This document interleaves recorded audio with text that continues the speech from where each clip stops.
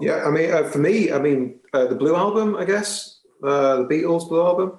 I absolutely hammered that to death when I was about 13, 14. So yeah, that's the sort of, that's the best of for me. And well, it's always weird with the Beatles, but why the Beatles? I think partly because all the songs are fantastic. This was the mid-90s, and they were enjoying this kind of like resurgence. It was around the time that the anthology coming out and all that kind of stuff. So it was definitely in the zeitgeist of the nation. But and also they were a band that I've been listening to all my life. My parents had their albums, so they've been playing them, since I was a kid.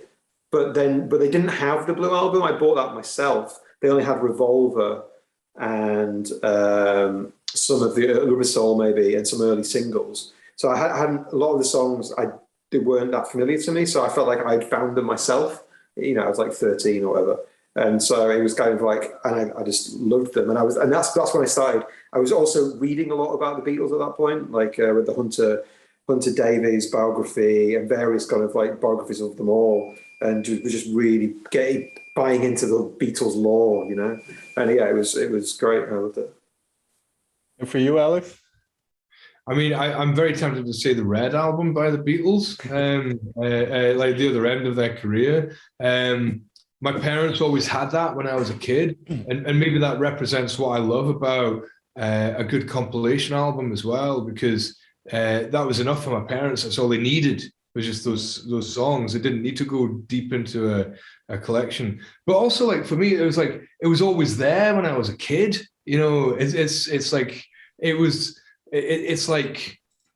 It's as constant as certain items of furniture, which my parents still have. It's as constant as my parents' faces. And I just remember jumping up and down and really, really enjoying those songs. And it's funny, I still use the reaction of toddlers with my own music to know if I've got a banger or not.